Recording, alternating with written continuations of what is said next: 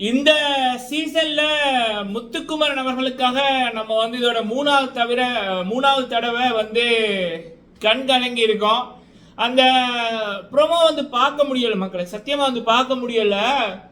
அதை அப்படியே பார்த்து கொண்டிருக்கீங்களோ அப்படியே கண்ணீர் வருது. கண்டிப்பா இன்னைக்கு அதை பார்த்தவர்கள் எல்லாருமே அழுதுதான் இருப்பாங்க. பார்க்க முடியல சத்தியமா, முத்துக்குமரன் அவர்கள் அழுகிறத வந்து சத்தியமா பார்க்க முடியல.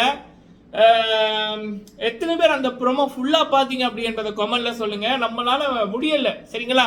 சரி, அது ஒரு பக்கம் இருக்கட்டும். இது வந்து நேற்று நைட்டே ஒரு தகவல் வந்துச்சு. எனக்கு நிறைய கொஸ்டின் மார்க் இருக்கு மக்களை. போன வாட்டி கேப்டன்சி இது வந்து வைக்கிறான், இந்த வீக் வந்து இப்ப இப்படி வைக்கிறான், அதாவது வியாழக்கிழமை கேப்டன்சி இது வைக்கிறான் ஏன் அப்படின்றது பெரிய கொஸ்டின் மார்க். அப்படிலாம் வைக்க மாட்டாங்க பொதுவா. அப்ப விஷால் எத்தனை நாள் கேப்டனா இருந்திருக்காரு? 4 சரி மக்களை, விஷாலோட கேப்டன்சில என்னத்தை கிழிச்சார் அப்படி என்பதை சொல்லுங்க. அன்ஷிலாவுக்கு வந்து சொம்பு அண்டா தூக்குனது, அதை பண்ணாதான் அந்த ஆள் பண்ணது, வேற எதுவுமே அந்த ஆள் வந்து பண்ண இல்லை. ஸோ இப்போ நம்ம இன்னைக்கு பாக்குறது நேத்து எடுத்தது, வியாழக்கிழமை எடுத்தது தான் இன்னைக்கு வெள்ளிக்கிழமை போடுறான். அப்ப விஷால் கேப்டன் ஆனது திங்கள்னா ஞாயிற்றுக்கிழமை ஈவினிங். ஸோ அப்ப எத்தனை நாள் விஷால் வந்து கேப்டனா இருந்திருக்காரு? ஸோ அப்ப அங்கேயும் விஷாலுக்கு வந்து ஒரு ஃபேவர்ஸம் போகுது இல்ல. ஸோ இது ஒரு பக்கம் மக்களே. சரி, அப்ப ஓகே, வர்ற இந்த மேட்டருக்கு முத்துக்குமரன் அவர்கள் பண்ணது தப்பா அப்படின்னா, பொதுவா வந்து ஒரு டாஸ்க் குடிக்கக்குள்ள அப்படி பண்ணது தப்பு தான். ஆனா இந்த பிக் பாஸ் சீசன் 8ல வந்து முத்துக்குமரன் மட்டும்தான் இப்படி பண்ணியிருக்காருன்னா சத்தியமா வந்து இல்லை. சாச்சனா வர்சஸ் ஜெஃப்ரி அந்த கேப்டன்சி நடந்துச்சு. அதுல ஓப்பனாவே ஜெஃப்ரி வந்து சொல்லி கொண்டிருந்தான், நான் விட்டு கொடுக்கத்தான் விளையாடினேன், நான் விட்டு கொடுக்க போறேன், நான் விட்டு கொடுத்தேன். ஈவன் அவன் வின் பண்ணதுக்கு அப்புறம் கூட சொல்லுவான், நான் வந்து விட்டு கொடுத்தேன், ஆனா சாச்சனா தான் வந்து அதை பார்க்கல, கடைசியில என்ன பண்றது அப்படின்னு தெரியாம நான் வந்து எடுத்துட்டேன் அப்படின்ற மாதிரி சொல்லுவான். அப்பெல்லாம் பிக் பாஸ் இப்படி சொல்லல. உங்களை எத்தனை பேருக்கு அந்த கொஸ்டின் வந்தது?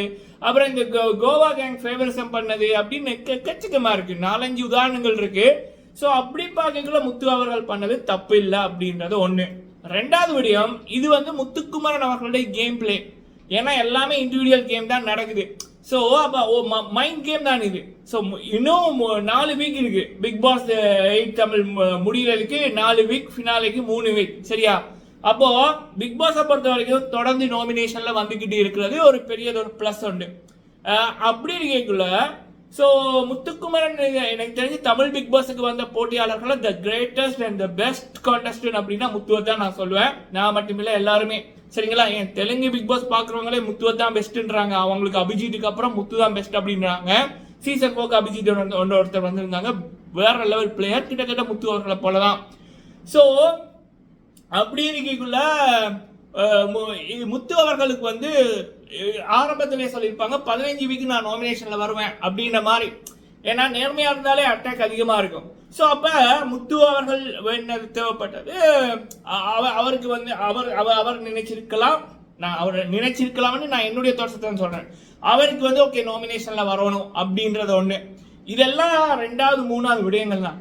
ஆனா முதலாவது விடயம் என்ன அப்படின்னா, இவன் முத்துக்குமரன் அவர்களிடத்துல நான் இருந்திருந்தா கூட இப்ப நம்ம வந்து எப்படி ஒரு தோட்ஸ் வச்சிருப்போம். இப்ப பவித்ரா ஜனனி அவர்கள் வந்து கண்டிப்பா சீஸ் ஃபைட்டர். இது 5வது 6வது தடவை கேப்டன்சி இதுக்கு போட்டி போடுறாங்க. கேப்டன்சி இதுக்கு போட்டி போடுறது சும்மா கிடைக்காது, பெஸ்ட் பெர்ஃபார்மர் எடுத்தா தான் கிடைக்கும். ஸோ அந்த வீட்டுக்குள்ள ஒரு பக்கம் கோவா கேங்கு, இன்னொரு பக்கம் இந்த அருண் டப்பா கேங்கு. ஸோ அதெல்லாம் தாண்டி அவங்க டாஸ்க்ல கண்டிப்பா பெஸ்ட் தான் கொடுத்தாங்க பவித்ரா, அதுல எந்த மாற்று கருத்துமே இல்லை. Pavithra Janani is the best fighter in female, சரிங்களா? மஞ்சரி அண்ட் பவித்ரா, நான் 2 பேரையும் நான் சொல்லுவேன். அதுல பவித்ரா ஃப்ரம் த டே 1ல இருந்து அவங்களுடைய பெஸ்ட் தான் கொடுக்குறாங்க. இந்த சௌந்தர்யான்னு ஒன்று இருக்கு பாருங்க மக்களே, அது என்னத்துக்குள்ளுக்குள்ள இருக்குதுன்னே தெரியல. கொஞ்சம் கூட ஒரு ரோசம் இது இல்லை. நம்ம இவங்கெல்லாம் இவ்வளவு ஹார்ட் ஒர்க் பண்றாங்களே, நம்ம சும்மா வெட்டியா இருக்கோமே, நம்மளாம் ஏறி பாய்ச்சி குதிச்சு போய் ஓடிடுவோம் அப்படின்னு அதுக்கு தோணுதான்னு தெரியல. 12-13 லட்சத்தை வெளியில கொடுத்துட்டு வந்திருக்கு. நேற்று கேள்விப்பட்ட 17 லட்சத்தை கொடுத்துட்டு வந்திருக்கான் பிஆர் டீமுக்கு. ஸோ அப்படி இருக்கக்குள்ள பவித்ரா அவர்களை பார்க்கக்குள்ள யாருக்கு இருந்தாலும் போட்டி போடக்குள்ள ஒரு இது ஒன்று வரும், சரிங்களா? அதுவும் ஸ்போர்ட்ஸ்மேன்ஷிப் தான், சரியா? ஸோ அப்ப ஒரு அதுல எந்த ஒரு நல்ல மெடிசன் இருந்தாலும் ஃபர்ஸ்ட் தோணும் ஓகே நம்ம இவங்களுக்கு விட்டு கொடுத்தா என்ன அப்படின்னு. ஆனா அப்படி தோண வச்சதே இந்த பிக் பாஸ் தான். நீங்க நல்லா பாத்தீங்கன்னா போன வாரம் வந்து ஜாக்லின் அப்புறம் அவன் பேர் விஷாலு முத்து கேப்டன்சி இருக்கக்குள்ள டாஸ்க் கொடுக்குறாங்க. எப்படி அது அந்த டாஸ்க் என்ன, அதிகமான வெயிட்டை யாரு ஃபர்ஸ்ட் கொண்டு போகணும்னு. அது எப்படி அந்த 3 பேர்கிட்டையும் யார் தெரிவு செய்யறாங்க, வீட்டாக்கள் தெரிவு செய்யறாங்க அப்படின்னு. அப்போ அந்த கேமோட மீனிங் என்ன, வீட்டு ஆக்களுக்கு யார் கேப்டனா வரணும், ஸோ இது வரைக்கும் வராதவங்க வந்தா நல்லா இருக்கும் அப்படின்னு போட்டு அங்கேயே ஒரு ஃபேவர்ஸ் தான் நடக்குது. ஸோ அப்போ முத்துக்கிட்ட மஞ்சளி மட்டும்தான் நின்னாங்க, விஷால் கிட்ட 5 பேர் போய் நின்னாங்க. அப்போ அதுவும் முத்துவை இப்படி திங்க் பண்ண வச்சிருக்கலாம். என்ன அப்படின்னா இப்போ ஜெஃப்ரி வந்து கேப்டன் ஆயிட்டான், முத்துக்குமரன் அவர்கள் வந்து கேப்டன் ஆயிட்டாரு, பவித்ரா அவர்கள் கேப்டன் ஆகல. ஸோ அப்போ பவித்ராட கேப்டன்சியை பார்க்கணும் அப்படின்னு இவன் முத்து விரும்பியிருக்கலாம். போன வாட்டி பிக் பாஸ் வீட்டாக்கள் விரும்பக்குள்ள யார் கேப்டனா வரணும்னு. ஸோ முத்து ஆல்சோ கான்டெஸ்டட். ஸோ அவருக்கு இந்த தோட்ஸ் இருந்திருக்கலாம்ல. ஸோ அப்படி பார்க்கல முத்து மீது எந்த தப்புமே இல்லை. ஸோ ஓவரால் என்னுடைய தோட்ஸ் என்ன அப்படின்னா, இன்னைக்கு இந்த ப்ரோமோ எல்லாம் பாருங்க, முத்துவை வச்சுதான் ப்ரோமோ. ஸோ அப்போ முத்து குமரன் அவர்களுக்கு பிக் பாஸ் வாண்டட்டா ஒரு கான்டென்ட்டுக்காகத்தான் இதை பண்ணார் அப்படி என்பது என்னுடைய இது. சரிங்களா, வாண்டட்டா அவருக்கு வந்து இந்த வாரம் வந்து ஒரு கான்டென்ட் தேவை. இன்னைக்கு நாளைக்கு எல்லாமே வந்து அங்கே பேசுறதுக்கு ஒன்றுமே இல்லை. ஸோ அதனால இதே பெரிய இதுவாக போட்டுட்டார் அப்படி என்பது என்னுடைய இது. அடுத்தது நான் நேற்று கூட நினைச்சு கொண்டிருந்தேன், இந்த வீக்கெண்ட் என்னத்தை செய்துவன்னா பேச போறாங்க, 6-7 மணிக்கான ஷூட்டிங் என்ன பண்ண போறாங்க அப்படின்னு வந்துட்டு பாருங்க. ஸோ அப்போ நாளைக்கு ஃபுல்லாக இதுதான் சம்பவம் போல இருக்கு. எப்பா நாளைக்கும் வளரணுமா அப்படின்ற மாதிரி தான் கிடைக்கு. பட் என்ன கேட்டிங்கன்னா இது முத்துக்கு மைனஸா ப்ளஸ்ஸா அப்படின்னா கண்டிப்பாக ப்ளஸ் தான். ஏன்னா இப்போ நம்ம திங்க் பண்ணுற மாதிரி தான் பல மக்கள் திங்க் பண்ணுவாங்க.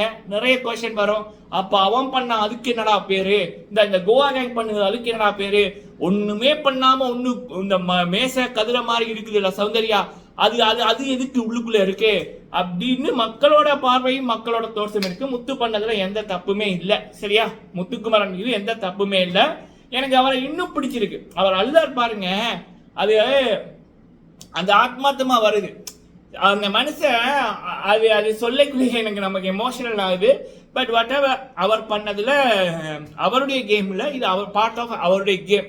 சரியா, பட் விஜய் சேதுபதி என்ன அவர்கள் வச்சு செய்வாங்க, இதை வச்சுதான் நாளைக்கு ப்ரோமோக்கள் இருக்கும், வீட்டாக்கள்கிட்ட கேட்டு தப்பா தவறான்ற மாதிரி முத்துவை அட்டாக் பண்ணுவாங்க. ஸோ நம்ம வந்து இதெல்லாம் நடக்கும் அப்படின்னு நினைச்சுக்கிட்டு அப்படியே போயிடுவோம். தொடர்ந்து முத்துக்குமரன் அவர்களுக்கு உங்களுடைய ஓட்டை போடுங்க, முத்து அவர்களுக்காக குரலை கொடுங்க. முத்துவோட வெற்றி உலக தமிழர்களோட வெற்றி மட்டுமில்ல, உலக உழைப்பாளிகளோட வெற்றி. சரிங்களா மக்களே, உங்களுடைய கருத்தை சொல்லுங்க. நன்றி.